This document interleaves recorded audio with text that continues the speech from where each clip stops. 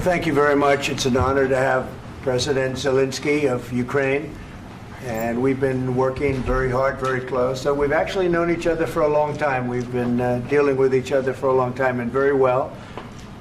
We had a little negotiation spat, but that worked out great. I think for both countries, I think for the world, actually, beyond both countries. And we have something that is a very fair deal.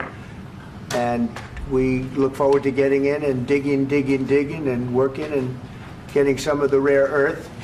But it means we're going to be inside, and it's a big commitment from the United States, and we appreciate working with you very much. And we will continue to do that. We have had some very good discussions with Russia. I spoke with President Putin, and we're going to try and bring this to a close. It's something that you want and that he wants. We have to negotiate a deal. But we've started the confines of a deal, and I think something can happen.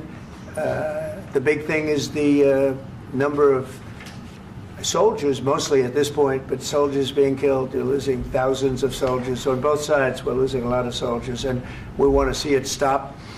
And we want to see the money get put to different kinds of use, like rebuilding. And we're going to be working very hard. But we've had a lot of very good conversations. I will say until we came along, the Biden administration didn't speak to Russia whatsoever. They didn't speak to anybody. They just allowed this to continue. And I will say that, I'll say in front of you, you've heard me say it 1,000 times, if I were president, this war would have never happened. We would have had a deal negotiated for you without having to go through what you've gone through. But your soldiers have been unbelievably brave. We've given them great equipment, but somebody has to use the equipment. They've been unbelievably brave, and we give them great credit. This was supposed to be over very quickly, and here we are 3 years later. So I give tremendous credit to your generals and your soldiers and yourself in the sense that it's been very hard fighting, very tough fighting. They're great fighters. And you have to be very proud of them from that standpoint. But now we want to get it over with. It's enough, right? We want to get it over with. So it's an honor to have you here. Thank you very much for coming. We're going to sign the agreement at the conference in the East Room in a little while, right after lunch. And we'll be having lunch together. We're also discussing some other things. And we appreciate everybody being here. It's somewhat of an exciting moment, but the really exciting moment is when they stop the shooting and we end up with a deal. And I think we're fairly close to getting that, and an honor to have you. And please, I'd like to say something. Yeah, thank you so much, Mr. President. Thank you for invitation. And really, I hope that this first document, will be first step to real security guarantees for Ukraine, our people, our children. I really count on it. And of course, we count that America will not stop support. Really, for us, it's very important to support and to continue it. I want to discuss it with details further during our conversation, and of course, the infrastructure or security guarantees. Because for today, I understand what Europe is ready to do. And of course, I want to discuss with you what United States will be ready to do. And I really count on your strong position to stop Putin. And you said that enough with the war. I think that is very important, Ben, to say these words to Putin at the very beginning of war, because he is a killer and terrorist. But I hope that together we can stop him. But for us, it's very important to, to save our country, our values, our freedom and democracy, and of course, no compromises with the killer about our territories, but it will be later. And of course, what I wanted, we spoke about it by phone with you, about the drones production. We have very good drones production. I think the best one in the world for today because of the war. Yes, and of course, we need very much the air defense. You have the best air defense in the world, and really you helped us under attacks of Russians. And I want to speak how we can exchange the licenses. We're open to share the licenses of all our drones with you, of course, with the United States. And we need licenses for quick production of air defense. Even after the war, we need our nation to be calm, that we are secure. So that's why we need this air shield. And of course, about this I want to speak about the contingents. I think that France and UK already spoke to you, and we know that Europe is ready, but without the United States, they will not be ready to be as strong as we need. And the last point, last not least, about exchange, about our people and children. And you know that these crazy Russians, that they stolen 20,000 of children, Ukrainian children. They changed their names, they changed their families, relatives, and now they're in Russia. We want to bring them back, and really, it's a big dream, task, and goal for me, and our warriors. By the way, Mr. President, we exchanged, released more than 4,000 warriors from Russian prison, but there are thousands more in the prison. I wanted to share with you some images. How it's.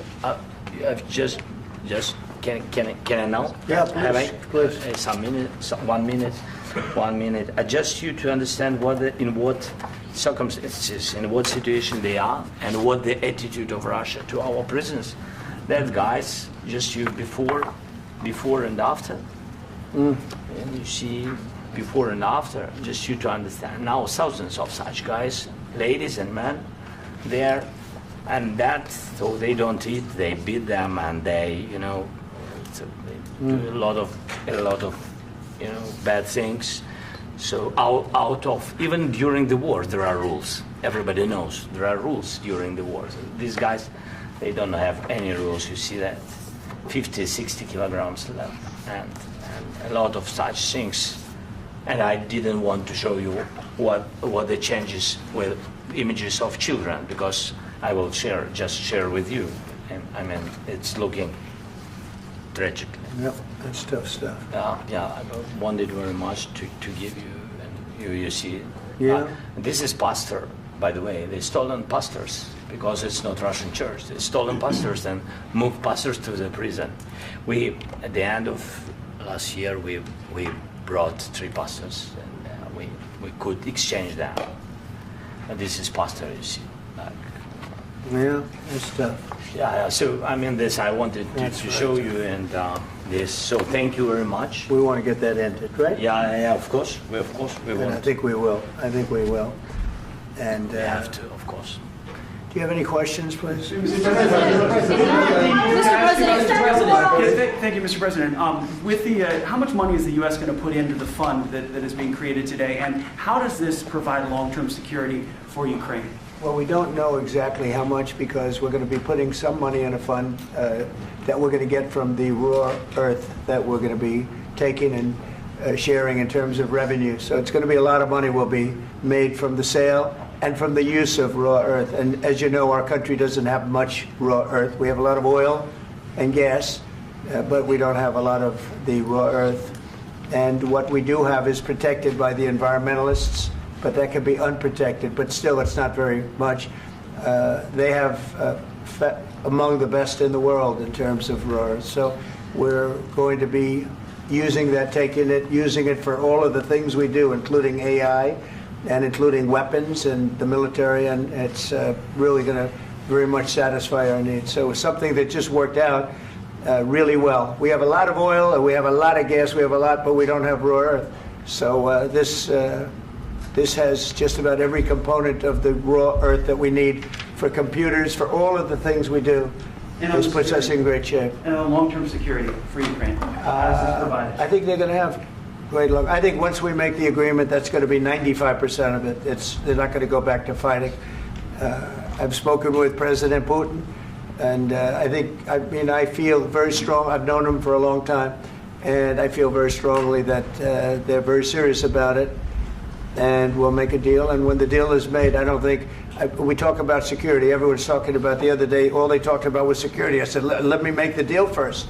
I have to make the deal first. I don't worry about security right now. We have to have a deal, because right now, last week, 2,000 soldiers died on both sides. 2,000, and they're losing 1,000, 2,000, 3,000 a week. So as we sit here and we talk, people are getting shot and dying on the battlefield.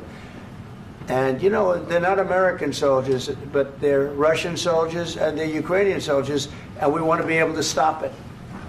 And we want to be able also to spend money on other things. We don't want to, this is a tremendous amount of money. And what the Biden administration did was terrible. They were giving money, but he had no security on the money.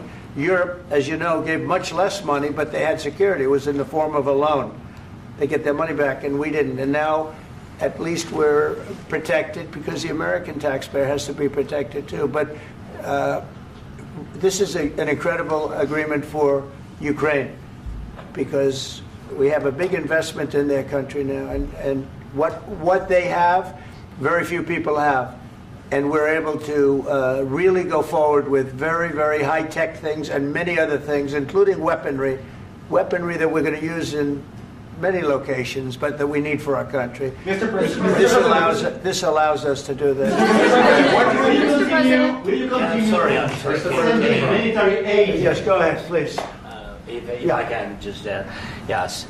In the document, there is one of the very important points. If we speak about business and investment, we never had LNG terminals in Ukraine. This document will open. I mean, the next documents, but anyway, here we see in the framework, we see really goodwill for this. LNG terminals for us is very important, and I think for security of European continent. We have the biggest storage, gas storage. We have the biggest in Europe. Yes, yes, and we can use it. Use it for LNG. Use it for LNG, and we will do it. And really, we can help Europe because Europe really helped. President Trump said that they made less support, but they are our friends and they are our very supportive partners. They really gave a lot, Mr. President. They did. They gave a lot, but they gave much less. No. Much less. No. No. No. Okay. Okay.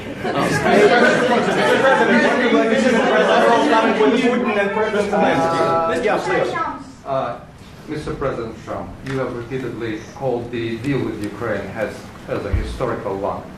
And as a President of the United States, you make historical decisions in other issues which affect America and other world. So what place in the world history do you want to take? And do you associate yourself with any famous historical figures? Yeah, I'd say George Washington, Abraham Lincoln. I would say I'm far superior to George Washington and Abraham Lincoln. Now, you know I'm only kidding, right? Because when I say that, the fake news is going to go wild. They're going to say he considers himself to be better than Washington. But you never know. You never know. I don't compare myself to anybody. I'm here to do a job. We've had a great 35 days or whatever it might be, a month, a little more than a month. We've accomplished tremendous amounts. Not only this would be a very great achievement if we could get the war stopped and get them back to normalization. I think that's going to happen. We've had very good talks on both sides, as you know. But I think we've done a very good job, just generally. If you look at all of the things we've done in 30 days, they're saying there's never been a opening for a president. The first month, there's never been a first month like we've had. And this is one of the very important things. This, to me, is one of the most important things because we have tremendous death taking place as we speak, and I don't want to have that. You know, think of the parents, whether they're in Russia or Ukraine, think of the parents of all these people being killed needlessly. They came to our territory. Should have never started. This would have, if I were president, this would have never started. Mr. President, where has out your conviction? Mr. President, will you continue sending military aid to Ukraine after the U.S. signs this agreement with Ukraine? Yeah, we're going to be continuing. President Zelensky, do you feel like the U.S. is on your side? That the President Trump is on your side at this moment? What do you think? He wants to know, do you think that, sort of a stupid question. I guess we wouldn't be here if I wasn't. I think that the United States on our side from the very beginning of occupation, and I think that President Trump on our side, and of course, I'm sure that the United States President will not stop support. This is crucial for us. It's important for us. Yes.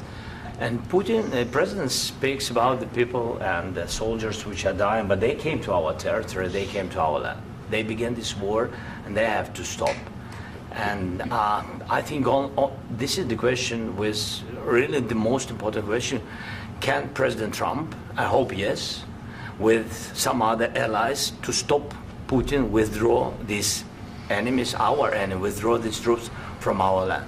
And I think that you asked about the history, I think that if President, or when, he will stop Putin, if President Trump will bring peace to our country, I think he will be on this wall. We've had very, very good talks. What about military aid to Ukraine? President Zelensky just said that there will be no compromises with Vladimir Putin. I just wanted to ask both of you, firstly, are there compromises that you think that President Zelensky is going to have to make? And President Zelensky, is there anything that you might be thinking that you may be able to offer or bring to the table, for example, elections? Thank you. I think you're going to have to always make compromises. You can't do any deals without compromises. So certainly he's going to have to make some compromises, but hopefully they won't be as big as some people think you're going to have to make. That's all. That's all we can do. I'm here as an arbitrator, as a mediator to a certain extent between two parties that have been very hostile, to put it mildly. They've been very hostile. There's been a vicious war. There's been a vicious war. You know, it's a very level battlefield, and those bullets go out, and as I've said many times, we were talking about it with Pete, many times the only thing stopping those bullets is a human body. And in the case we're talking about, generally young human bodies are stopping a lot of bullets. It's dead level. That's why it's great farmland. It's great land. It's great farmland, but there's very little protection against the bullets that are being, and other things that are being shot. So all I can do is see if I can get everybody at the table and get an agreement. And I think we're going to end up with an agreement. Otherwise, I wouldn't probably be even here today. Mr. President, I've got two questions for you. You think ultimately your legacy will be the peacemaker and not the president that led this country into another war and ended foreign wars? And I've got a question. I hope it will. I mean, I hope I'm going to be remembered as a peacemaker. This would be a great thing if we could do this. I'm doing this to save lives more than anything else. Second is to save a lot of money, but I consider that to be far less important. So I hope I'm going to, thank you, Brian, for that question. It was a nice question. I hope I'll be known and recognized as a peacemaker. This would be a great thing to solve. This is a very dangerous situation. You know, this could lead to a third world war. This was headed in the wrong direction. If this election were lost, if we didn't win this election, and we won it by a lot, that was a mandate. We won every swing state. We won the popular vote by millions and millions of votes. We won everything. The districts, you look at the areas of red, take a look at a map. This was a big mandate, and this was one of the things. I said, we're going to get this thing settled. If we didn't win, I think this could have very well ended up in a third world war, and that would not have been a good situation. What was your second question? And my second question for President Zelensky, why don't you wear a suit? You're at the highest, why don't you wear a suit? You're at the highest level in this country's office, and you refuse to wear a suit. Just want to see if do you own a suit? Yeah, problems. A lot of Americans have problems with you not respecting the dignity of this office. I will wear a costume after this war will finish. Okay. Yes, maybe one. Maybe something like this. Something like yours. Yes. That'd be great. Maybe something better. I don't know. Yeah. We will see. Maybe something cheaper than. Yeah. Thank you. Thank you. President Trump. Thank you, President Trump. You said yesterday that you have. Are you going to send more arms to Ukraine in case there's no peace? Yeah, we're going to have arms to Ukraine. Yeah, sure. Hopefully, I won't have to send very much because hopefully we're going to have it finished. We're looking forward to finishing this quickly. We're not looking forward to sending a lot of arms. We're looking forward to getting the war finished so we can do other things. But we very much appreciate the agreement because we needed what they had, and we're treating, our country is now treated fairly. Biden didn't do that. He didn't know what the hell he was doing. This should have never happened. This should have never started. But, Sure, the answer is yes, but hopefully we won't have to send much, because I'm looking forward to getting it done quickly, very quickly. Does that mean you'll provide security guarantees, Mr. President? I don't want to talk about security yet, because I want to get the deal done. You fall into the same trap like everybody else. 1,000,000 times you say it over and over. I want to get the deal done. Security is so easy. That's about 2% of the problem. I'm not worried about security. I'm worried about getting the deal done. The security is the easy part. Security is very nice. Everybody stopped shooting. And now will Europe put people there? I know France is going to. I know the UK is going to. I know other countries are going to, and they happen to be right next door. We haven't committed, but we could conceivably. We have security in a different form. We'll have workers there digging, taking the raw earth so that we can create a lot of great product in this country. So in that sense, you have something, but we haven't determined that yet. I will say, in speaking to France and in speaking to, and they were here, as you know, last week and just the other day, they have committed to a lot of security. I don't think you're going to need much security. I think once this deal gets done, it's over.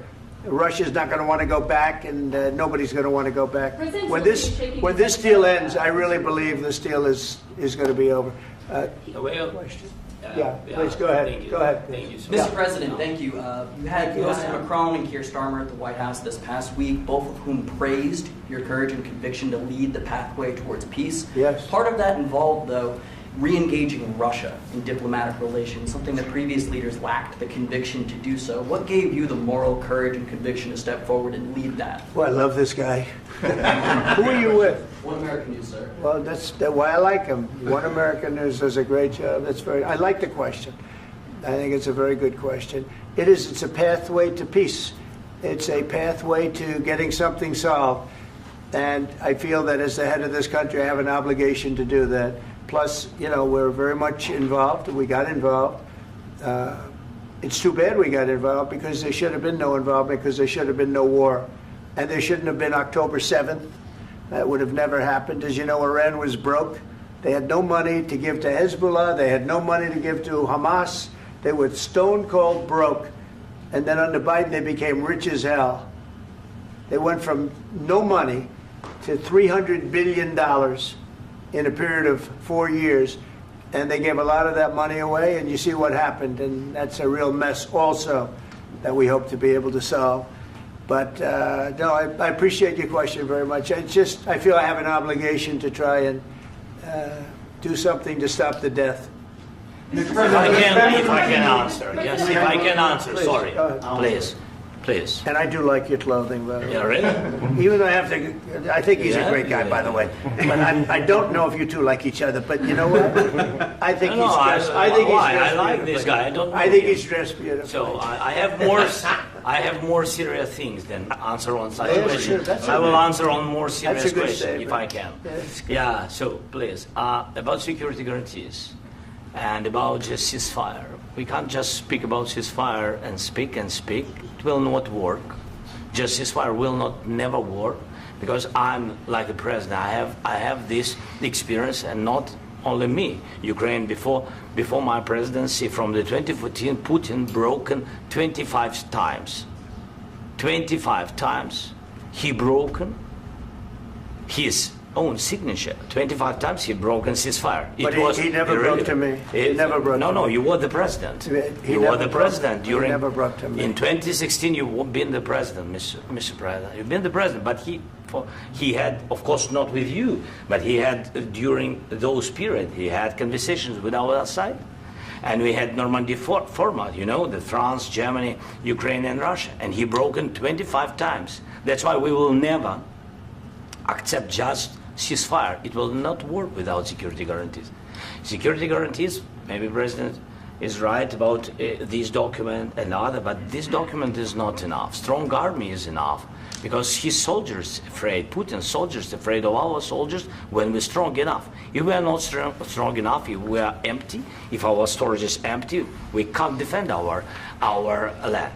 Today, he knows that we have all the world knows that we have meeting. Yes? Why he's using ballistic? Putin today using ballistic on our hospitals, schools, and etc. Ballistic. So he knows that we are here and that President Trump is really have goodwill to stop this war. And you hear now the president. So why he's using? So he doesn't want to stop. He doesn't want. But I hope that we will do it. Really, we'll do it. Security. When we speak about security guarantees, when the Europeans are ready for contingents, they need USA backstop. If there will not be United States, we will not never have any contingents, strong contingents from the Europeans, because they don't want to divide alliance connection between the United States as the main and strongest ally and Europeans. And this is crucial. This is important. That's what we want to speak about very much. This is very important. And air defense. So air defense, really, we have big deficit with all these systems, and we need to provide this. We need it very much. Otherwise, Putin will never stop, and will go further and further. He doesn't want. He hates us. You know, it's not about me. He hates Ukrainians. He thinks that we are not a nation. He thinks, and he shared these thoughts. I think maybe with your team also. I don't know, but with all the Europeans, in media, officially and not, he always said that there is no such country, such nation, such language, and such life like Ukrainian. No, he really doesn't respect all the Ukrainians, and he wants to destroy us. And you are right, Mr. President. That's 2%. This document, maybe other documents, it's a very good start, very good, but it will not enough to stop this person. Should Russia pay to rebuild Ukraine? Mr. President, under these Should Russia pay to rebuild Ukraine? They have to pay. This question. This is the rule. This is the rule of the war. This is the rule of the war. During all the centuries, all the history, this is the rule of the war. Who began, those pay. Do you agree? This is the rule. Putin began this war. He has to pay all money for innovation. He has to pay. Of course, some Russian assets, what we have in Europe, about 300 billion, we can use them. We can use for innovation and buy military support from the United States also. We can do it, but it's not enough. It's not enough. President, under these circumstances, do you envision a trilateral summit with Putin and President Zelensky? Wait 1 second. I asked this question that you didn't like because I wanted to know if you want to position yourself in the middle between Russia and Ukraine, or on the Ukraine side. No, I'm in the middle. I want to solve this thing. I'm for both. I want to get it solved. And it's wonderful to speak badly about somebody else, but I want to get it solved. If we can solve it, great. If we can't solve it, they're going to have to fight it out, and who knows what's going to happen. But I want to see it get solved. May I follow up? One more question about U.S. troops in Europe. After Russian invasion of Ukraine, your predecessor sent additional troops to Eastern Europe, including Poland, my country. Yeah. Are you committed to keeping these troops on the eastern flank of NATO in the future? I'm very committed to Poland. I think Poland has really stepped up and done a great job for NATO. They, as you know, they paid more than they had to. They are one of the finest groups of people I've ever known. I'm very committed to Poland. What about Baltics? Poland's in a tough neighborhood, you know. What about the Baltics? The Baltics, they got a lot of, it's a tough neighborhood too, but we're committed. We're going to be very committed, and we're committed to NATO. But NATO has to step up, and the Europeans have to step up more than they have. And I want to see them equalize, because they are in for far less than we're in, and they should be at least equal. You understand that? Why is the United States, we have an ocean in between, why is the United States in for so much more money and other things as Europe? With that being said, and as you said, they've also been obviously very helpful. But we have put in far more than they have, and I think they should equalize. Mr. President, Please, go ahead. Ask you about the agreement again today. What changed between the first time that Secretary Bessent gave President Zelensky the agreement and today for the signing? We made a deal. So What was the I'm just, deciding factor? I'm a business person. We made a deal. That's what changed. Mr. President, I didn't think we were going to make a deal, and We ended up making the deal, so that changed. Mr. President, what and how do you envision a trilateral summit with President Zelensky and Putin? I don't know, under but these well, they circumstances? don't like each other. I can tell you that. Okay? They do not like each other. This is not a love match, and it's unfortunate. That's why you're in this situation. The United States should not have allowed this to happen. Okay? The United States, run by a man that didn't know much. I'm going to be very nice. Run by an incompetent person, very incompetent person, should never have allowed this to happen. I've stopped wars. I've stopped many wars. My people will tell you, I stopped wars that nobody ever heard about. I stopped wars before they ever started. You can look at some of, I could give you a lot of nations that would tell you right now they were probably going to war. I could tell you right now there's a nation thinking about going to war on something that nobody in this room has ever even heard about. Two smaller nations, but big, still big. And I think I've stopped it. But this should have never happened. Mr. President, Sorry, just a second. About any negotiations. First of all, I want really to tell you, and I think that everybody understands that Ukraine, more than Ukrainians, nobody wants to stop this war.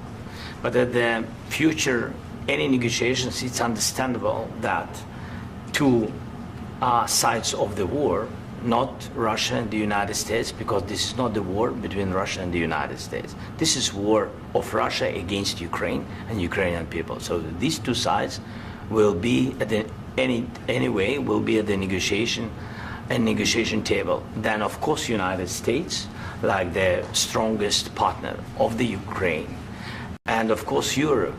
I think Europe is very important. I want to speak about it with the president. Yes, Europe is very important for us because we really defend Europe for today. All Europeans really recognize that we are defending line, and they have real life, and our people are dying. That's why they helped us. And also, it's about the NATO. Yes, between, like the president said, you have big, nice ocean. Yes, between us. But if we will not stay, Russia will go further to Baltics and to Poland, by the way. But first to the Baltics. It's understandable for them because they've been in the USSR. You know, they've been one of the republics of the USSR, and Putin wants to bring them back to his empire. It's a fact. And when he will go there, if we will not stay, you will fight. Your American soldiers, it doesn't matter, do you have ocean or not, your soldiers will fight. Mr. President, would you be willing to visit Ukraine, maybe Kyiv or Odessa, which is known to be at the Riviera or Black Sea? It was my question. I'm sorry. I don't want to talk about Odessa now. Let's not talk about Odessa. I want to talk about making a deal, getting peace. We don't have to talk about Odessa, but a lot of cities have been destroyed. There are a lot of cities that are not recognizable. There's not a building standing. No. And a lot of things have Mr. President, you have to come and to look. No. We have very good cities. Yes, a lot of things have been destroyed, but mostly cities alive, and people work, and children go to school. Sometimes it's very difficult. Sometimes closer to front line, children have to go to underground schools or online, but we live. Ukraine is fighting, and Ukraine lives. This is very important. And maybe it's Putin is sharing this information that he destroyed us. No, he lost 700,000 people, 700,000 soldiers. He lost everything. Yes. So. Mr. President, one more. I mentioned Poland. Please, go ahead. When did you last speak with President Putin, and what did he say that? A couple of days ago. And what did he tell you that gave you the assurance that he wanted peace? Well, that's what I do. My whole life is deals. I know pretty good. And I've known him for a long time. I've dealt with him for a long time. He had to suffer through the Russia hoax. You know, Russia was a hoax. It was all Biden. It was nothing to do with him. So he had to suffer through that, and he was able to do that. I think that he wants to make a deal, and he'd like to see it end. That's all I do. That's what I do. My whole life, that's what I do is make deals. And I'm in the middle of a mess because this is a real mess. It's a very dangerous one. If this doesn't get solved now, it's not going to get solved for a long time. So I hope we're going to get it solved. In the back, please. Thank you, Mr. President. Prime Minister Starmer claimed repeatedly that his government believes in free speech and was not engaged in censorship. But his country's government arrests people for memes and thought crimes, and even more worrisome is pressuring American companies to censor Americans on its behalf.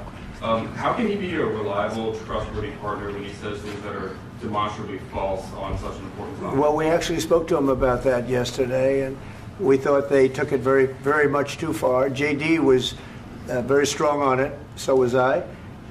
So was Marco. And we've been speaking to him about it. Marco, would you like to say something about that? Yeah, we have concerns, obviously, with the conduct of theirs, particularly as it impacts Americans. And there's real concern that American speech, which is online, could fall into the hands of British or any country's jurisdiction.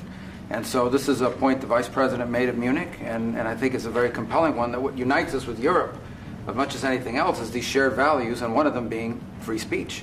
And so if Americans are threatened by it, we're going to need to take action in that regard. Mr. President. It's actually a very important question. We spoke about this in detail with the Prime Minister, the Foreign Secretary, and others at lunch yesterday. And I know that Secretary of Commerce Lutnick followed up in private meetings last night. This is really important. We believe Americans have the right to speak their mind, even if we in this room disagree with them. They have the right to speak their mind in the public square, which is often online these days. And we're going to defend that right as it pertains to American companies and American citizens vigorously if we have to. I do think that under the President's leadership, we're going to find common ground with our friends in the UK on this question, but it remains to be seen. The principle that will guide us is we believe in free speech in this country, and we'll fight for it for American citizens. Mr. President, on the deal, is there any other oil and gas component to the deal? Is it all critical? A little bit. We'll see. On LNG? But we're not really looking for that so much. We got a lot. We have more than anybody in the world, by far. So no, we're not talking about it too much, but a little bit. I think it affects also, but for the most part, no. And sir, is there any agreement from Ukraine to purchase U.S. LNG as part of the deal, or is that on the table at all? No, we don't need that. Mr. President, I just wanted to ask you about, you just mentioned that you'd spoken to Vladimir Putin a couple of days ago. Just to be clear, that's a new call, not the one that you... I've spoken to him on numerous occasions. Okay, and how was the latest call? What did you discuss? How did it go? Are you serious with that question? I am. I'd love to know. It went well. I think we're going to have a deal. On the minerals deal, Mr. President, some of those minerals are in the east of Ukraine, not far from the front lines and in areas that Russia has occupied. Will you direct President Putin to withdraw his forces from those areas if there's U.S. interest? Well, we'll take a look at the time. We have a lot of area. It's a very big area we're talking about, so we'll take a look. I'll study that and I'll see. And who would protect those minerals if they are U.S. interests? Would that be Ukrainian forces? They'll be protected. The agreement will protect them. U.S. The agreement, yeah, we're signing an agreement. Right, but what if Russia tries to invade or there's Russian aggression in those spots? I just told you I don't think that's going to happen. And if that were going to happen, I wouldn't make a deal. If I thought that was going to happen, I wouldn't make a deal. Some people may wonder why. You know, they ought to focus on CNN on survival, not asking me these ridiculous questions. Focus on surviving, because CNN's got such low ratings. I don't think they're going to survive. Let's go. Please, go. I already mentioned Poland. Poland was under Russian control for decades after the Second World War. When I was a kid, I looked at the United States not only as a most powerful country, richest country in the world, the country that has great music, great movies, great muscle cars, but also as a force for good. And now I'm talking with my friends in Poland, and they are worried that you align yourself too much with Putin. What's your message for them? Well, if I didn't align myself with both of them, you'd never have a deal. You want me to say really terrible things about Putin and then say, "Hi, Vladimir, how are we doing on the deal?" That doesn't work that way. I'm not aligned with Putin. I'm not aligned with anybody. I'm aligned with the United States of America and for the good of the world. I'm aligned with the world, and I want to get this thing over with. You see the hatred he's got for Putin. It's very tough for me to make a deal with that kind of hate. He's got tremendous hatred, and I understand that, but I can tell you the other side isn't exactly in love with, him either. So it's not a question of alignment. I'm aligned with the world. I want to get the thing set. I'm aligned with Europe. I want to see if we can get this thing done. You want me to be tough? I could be tougher than any human being you've ever seen. I'd be so tough. But you're never going to get a deal that way. So that's the way it goes. All right, one more question. Hey, I will respond to this. So look, for 4 years in the United States of America, we had a president who stood up at press conferences and talked tough about Vladimir Putin, and then Putin invaded Ukraine and destroyed a significant chunk of the country. The path to peace and the path to prosperity is maybe engaging in diplomacy. We tried the pathway of Joe Biden of thumping our chest and pretending that the President of the United States' words mattered more than the President of the United States' actions. What makes America a good country is America engaging in diplomacy. That's what President Trump is doing. Can I ask you? Sure. Yeah? Yeah. Okay. So he occupied our parts, big parts of Ukraine, part of East and Crimea. So he occupied it on 2014. So during a lot of years, so I'm not speaking about just Biden, but those time was Obama, then President Obama, then President Trump, then President Biden, now President Trump, and God bless, now President Trump will stop him. But during 2014, nobody stopped him. He just occupied and took. He killed people. You know what the contact line? 2015. 2014 2014. and 2014. 2014. Yeah. So I was not here. Yeah, but that's exactly right. Yes, but during 2014 till 2022, yeah, the situation the same. The people have been dying on the contact line. Nobody stopped him. You know that we had conversations with him, a lot of conversation, my bilateral conversation, and we signed with him, me, like a new president. In 2019, I signed with him the deal. I signed with him, Macron and Merkel, we signed ceasefire. Ceasefire. All of them told me that he will never go. We signed with him with gas contract. Gas contract. Yes, but after that, he broken this ceasefire. He killed our people and he didn't exchange prisoners. We signed the exchange of prisoners, but he didn't do it. What kind of diplomacy, JD, you are speaking about? What do you mean?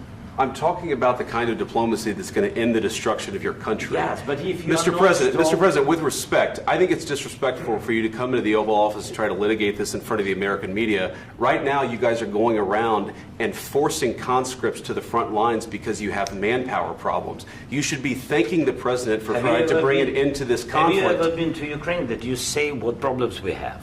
I have been to. Count once. I've actually watched and seen the stories, and I know what happens is you bring them on a propaganda tour, Mr. President.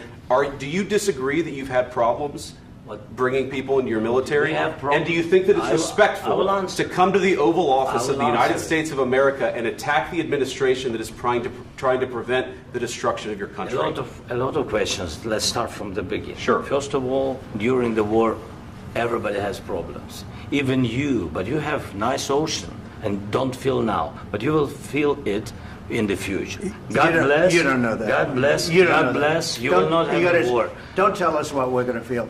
We're trying to solve a problem. Don't tell us what we're going to feel. I'm not telling you. Because you're in no position to dictate that. That's exactly what you're doing. You're in no position to dictate what we're going to feel. We're going to feel very good. You will feel influence. We're going to feel very good and very strong. You will feel influence. You're right now not in a very good position. You've allowed yourself to be in a very bad position, and he happens to be right about it. From the very beginning of the war. You're not in a good position. You don't have the cards right now. With us, you start having cards. I'm not playing cards. Right now, you don't. You're playing cards. Mr. President. You're playing cards. Serious. You're gambling with the lives of millions of people. You're gambling with World War III. You're gambling with World War III. And what you're doing is very disrespectful to the country, this country, that's backed you far more than a lot of people said they should have. Have you said thank you once? This a lot of meeting? times. No, in this Even entire meeting, today. have you said thank Even you? today. You went to Pennsylvania and campaigned for the opposition in October. Offer some words of appreciation for the United States of America and the president who's trying to save your country. Please, you think that if you will speak very loudly about the war, you He's can... not speaking loudly. He's not speaking loudly. Your country is in big trouble. Can I Wait a answer? minute. No, Can you've I done a lot answer? of talking. Your country is in big trouble. I know. You're not I winning. know. You're not winning this. You have a damn good chance of coming out okay because of Mr. us. President, we are staying in our country, staying strong from the very beginning of the war. We've been alone, and we are thankful. I said thanks You haven't in been this alone. cabinet, You and haven't not been only alone. in this cabinet. We gave you, through I this said thank stupid you. president, $350 billion. You voted we gave for you your military president. equipment, You and you voted men for are your brave, president. but they had to use our military. What about if you didn't have our military equipment, you invited if me you to didn't speak. have our military equipment, this war would have been over in 2 weeks. In 3 days, I heard it from Putin. In 3 days, this is something Maybe new. less. In 2 weeks, of course, yes. It's going to be a very hard thing to do business like this. I Again, tell you. just say thank you. I said a lot of times that there, thank you except to that, American people. Except that there are disagreements, and let's go litigate those disagreements rather than trying to fight it out in the American media when you're wrong. We know that you're wrong. But you see, I think it's good for the American people to see what's going on. I understand, sir. I think it's I very understand. important. That's why I kept this going so long. You have to be thankful. You I'm- don't have the I'm cards. thankful. You're buried there. Your people are dying. tell you You're again, running I low know. on soldiers. Don't- Listen, don't please, you're running Mr. low on President. soldiers. It would be a damn good thing. Mr. And then President. then you tell us, I don't want a ceasefire. I don't want a ceasefire. I want to go and I want this. Look. If you could get a ceasefire right now, I tell you, you take it so the bullets stop flying and your men stop getting killed. Of course, we want to stop the war. But you're I saying said- you don't want a ceasefire. But I said to you, I want a ceasefire. with guarantees. Because you'll get a ceasefire faster than an agreement. Ask our people about ceasefire, what they think. That wasn't it doesn't with matter me. for you what that what wasn't this with me. means. It That was wasn't with you. a guy named Biden, who was not a smart person. This That is was your, with, this that was is with your Obama. president. It was your president. Excuse me. That was with Obama, who gave you sheets, and I gave you javelins. Yes. I gave you the javelins to take out all those tanks. Obama gave you sheets. In fact, the statement is Obama gave sheets and Trump gave javelins. You got to be more thankful, because let me tell you, you don't have the cards. With us, you have the cards. But without us, you don't have any cards. One more question to Mr. Vice President. I'm sorry. It's going to be a tough deal to make, Um, because the attitudes have to change. What if Russia breaks ceasefire? What if Russia breaks peace talks? What do you do then? I understand that it's a heated conversation right now. What are you but saying? what She's if asking, what if Russia Putin breaks the ceasefire? What if anything? What if a bomb drops on your head right now? But they have Okay? broken ceasefire. What if they broke it? I don't know. They broke it with Biden, because Biden, they didn't respect him. They didn't respect Obama. They respect me. Let me tell you, Putin went through a hell of a lot with me. He went through a phony witch hunt where they used him and Russia. Russia. You ever hear of that deal? That was a phony Hunter Biden, Joe Biden scam. Hillary Clinton, Shifty Adam Schiff. It was a Democrat scam. And he had to go through that. And he did go through it. We didn't end up in a war. And he went through it. He was accused of all that stuff. He had nothing to do with it. It came out of Hunter Biden's bathroom. It came out of Hunter Biden's bedroom. It was disgusting. And then they said, oh, the laptop from hell was made by Russia. The 51 agents. The whole thing was a scam. And he had to put up with that. He was being accused of all that stuff. All I can say is this. He might have broken deals with Obama and Bush, and he might have broken them with Biden. He did, maybe. Maybe he didn't. I don't know what happened. But he didn't break them with me. He wants to make a deal. I don't know if you can make a deal. The problem is, I've empowered you to be a tough guy. And I don't think you'd be a tough guy without the United States. And your people are very brave. But you're either going to make a deal or we're out. And if we're out, you'll fight it out. I don't think it's going to be pretty, but you'll fight it out. But you don't have the cards. But once we sign that deal, you're in a much better position. But you're not acting at all thankful. And that's not a nice thing. I'll be honest, that's not a nice thing.